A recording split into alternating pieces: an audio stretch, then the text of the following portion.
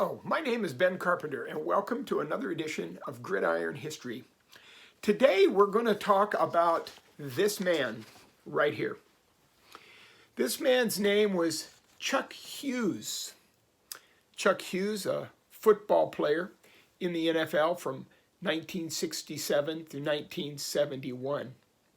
Chuck Hughes was drafted by the Philadelphia Eagles in the 4th round, the 99th pick in 1967, and he played with the Philadelphia Eagles from 67 through 69.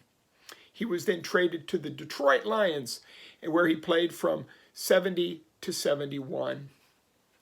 Chuck Hughes was born in Philadelphia, and he moved with his family to Texas when he was a boy. He was one of 15 children. He did not play high school his senior year, but he loved the game. In fact, he couldn't play because he transferred schools and the transfer rules wouldn't allow him to play. But he practiced every day with the team just to get better. Well, when Chuck went to college, he got a college scholarship to play football, even though he did not play high school football. He was a walk-on at Texas Western. The head football coach at that time was a guy named Bum Phillips, who went on to coach and have a great career in the NFL. Texas Western University later changed its name to the University of Texas, El Paso. During his time there, he had a great career at University of Texas, or Texas Western. Bum Phillips left after the first year, and the new coach came in and took Chuck off of his scholarship. So he had to re-earn his position and his scholarship on the team, which he did. Chuck Hughes still owns records at UTEP, and in 2006, he was inducted into the University of Texas El Paso Athletic Hall of Fame. Now, our story takes a turn on October 4th, 1971.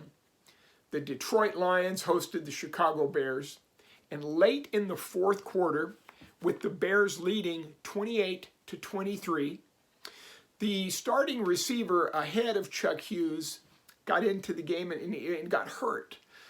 Chuck Hughes had played special teams that day, but the first team guy went down and Chuck Hughes went into the game. On his first play in the game, Chuck caught a pass, a 32-yard pass from Lions quarterback Greg Landry.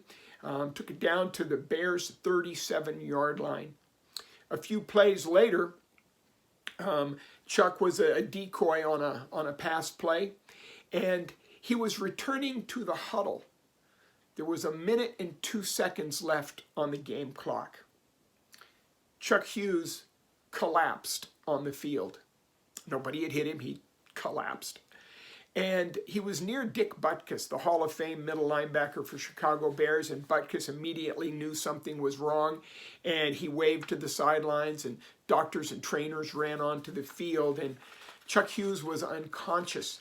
Chuck Hughes, they administered CPR and got him onto the cart and got him into the ambulance and took him to Henry Ford Hospital in Detroit. Unfortunately, Chuck Hughes passed away at 5:34 that afternoon. He died of arterial sclerosis. He had a 75% blockage in one of his arteries.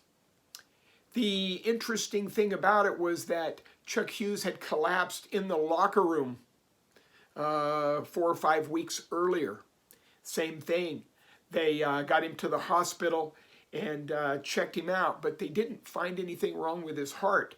After that, he never really did feel right, according to his wife and what some stories have said. And then on that day, a hit they think may have jarred loose a blood clot or a blockage, and it caused it to move down and kill him on the field. He left behind a 25-year-old wife and a young son just days away from his 2nd birthday. Chuck Hughes is the first and only player in the 100-year history of the NFL to die on the field in a football game. Let's hope it never happens. Now, I read about this story when I was a 13-year-old kid living in Fairbanks, Alaska. I read about it in the newspaper. And upon hearing the story, I was devastated. It was like, what, a football player? I mean, I wanted to be a football player. And so I wrote a letter to the Detroit Lions. I didn't think much would come of it, but to my surprise, the Detroit Lions sent me a letter.